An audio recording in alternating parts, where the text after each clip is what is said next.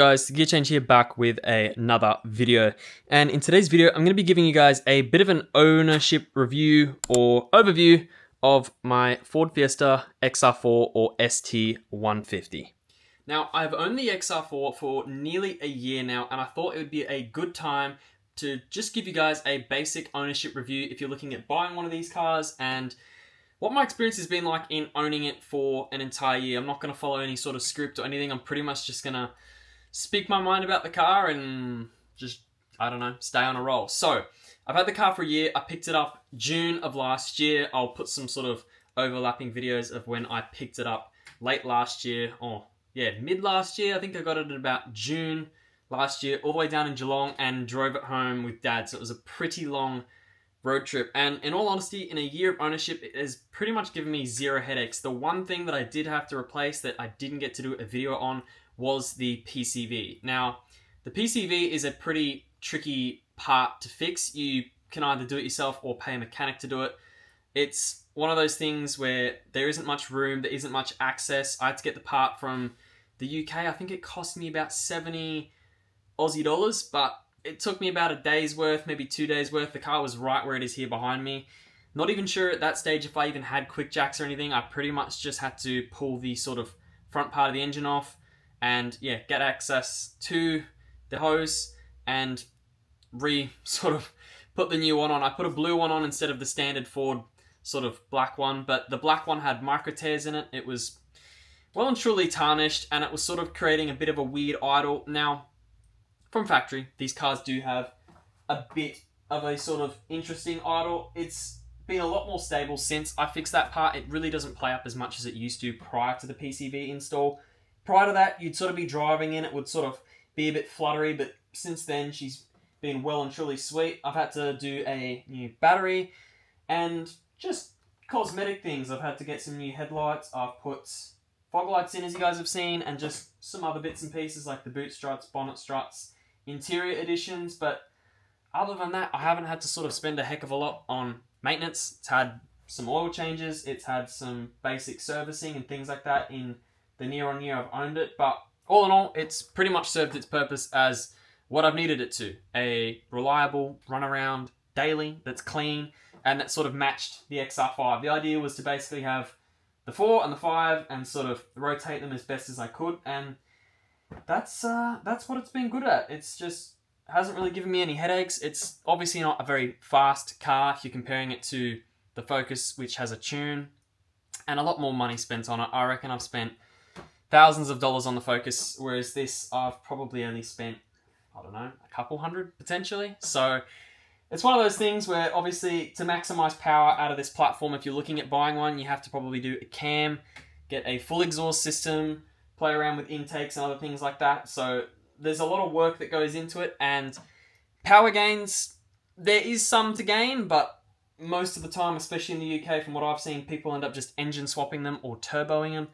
I did sort of and ah about the idea of turboing it, but I just don't have the mechanical knowledge or skills to do that here at home with like a hoist, and the room still needs tidying up. So I thought, oh, you know, I may as well just leave it how she is, because she sounds good, she pulls hard, especially for a little inline four. Like, it only weighs about 1,000 kilograms, so weight-wise, you can't really have any more of a weight saving unless you want to sort of start stripping stuff on the inside. But power to weight, it's pushing from factory about 110 kilowatts, so I think 150 horsepower, hence the name ST50, and, you know, it's got aftermarket headers on it, it's got a resonator delete, it's got an intake, I've got a little intake scoop.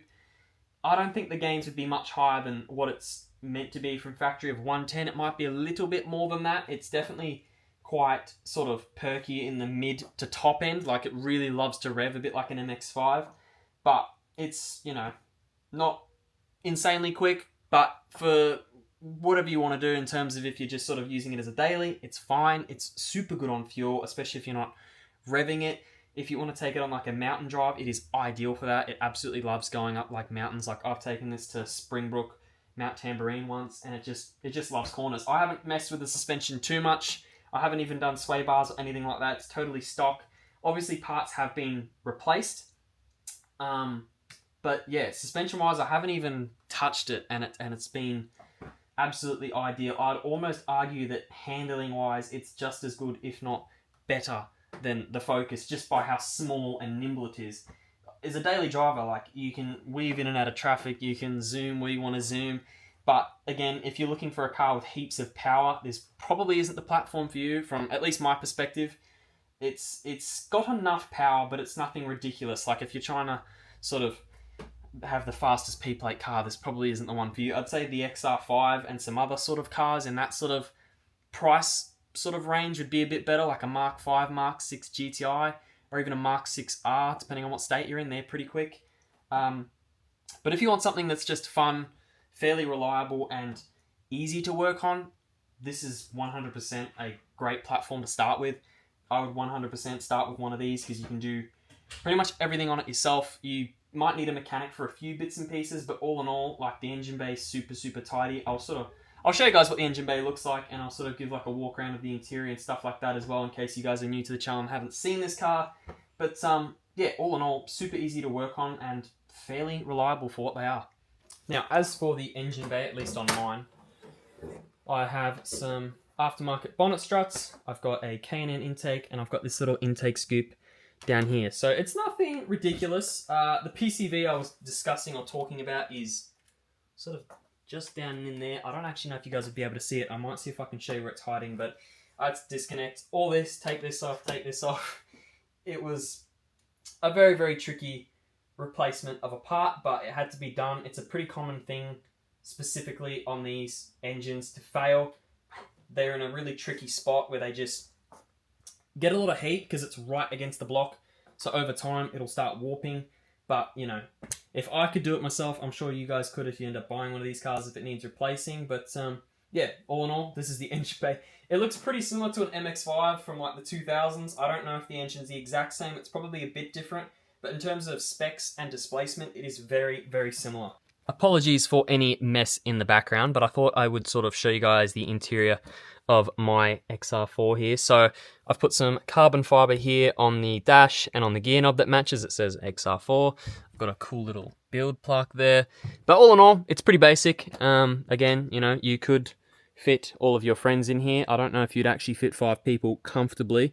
I think the maximum I've ever had in this car is probably about 4. I think I've only had 4 people in here, and that was a bit of a squeeze. But, you know, it's got the cool color-coded sort of dash with the blue there. I think if you get a red one, it's also red, and obviously the seats are there to match. So they're not Recaros, and if you're in the UK, it'll say ST there, and they didn't bother doing that for these ones here, unfortunately. But all in all, the interior is pretty comfortable. Like, the seating position's sweet. It's, you know, you're nice and low to the ground. It's like a little go-kart. So all in all, I'd say the interior is like pretty solid for a car of its age. You have to remember it's from 2007, so it's not going to be anything mind-blowing, but, you know, with an upgraded head unit like I've got there and like a reverse camera, it does pretty good as a daily driver with some noise and some fun and really good handling.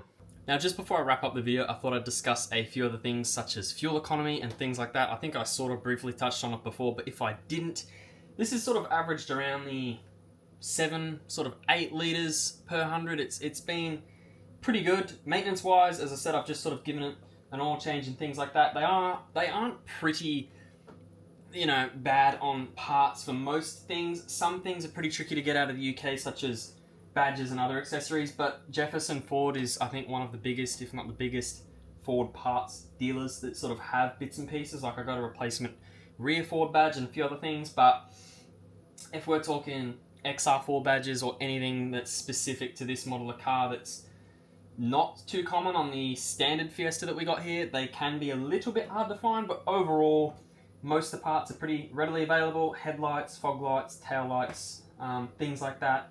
Obviously, you can get your wipers from WiperTech or any sort of super cheap or anywhere else you want to get wipers from. Globes, again, super cheap, Autobahn, Repco, any of those.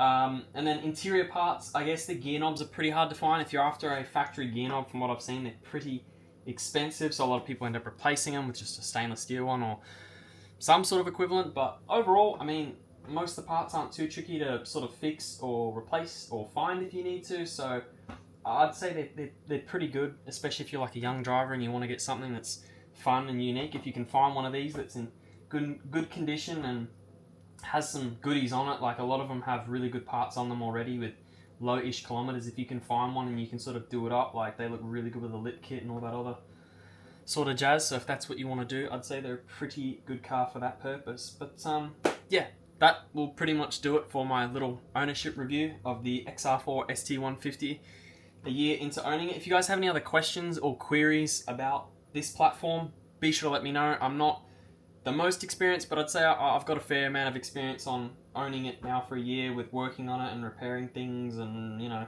taking it on drives and looking into stuff and going on forums. So if you've got any questions about these cars, just leave it below and I'll definitely answer it and I'll get back to you guys. Alright, I have once again messed up the outro. Shows how tired I am. But yeah, if any of this is helpful to you guys and you enjoyed watching it, be sure to like and subscribe, as it really does help me out.